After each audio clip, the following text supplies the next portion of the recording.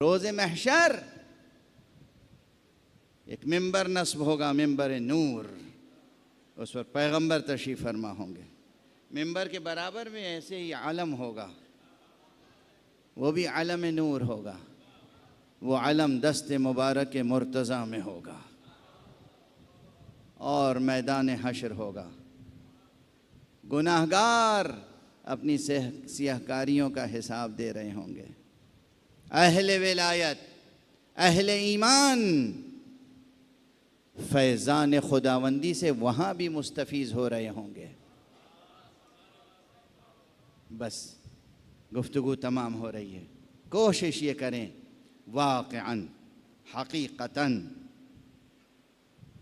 दिल की गहराइयों के साथ मारिफत अली इब्न अबी तालिब और विलायत अली इब्न अबी तालिब में रासिख़ कदम रहें।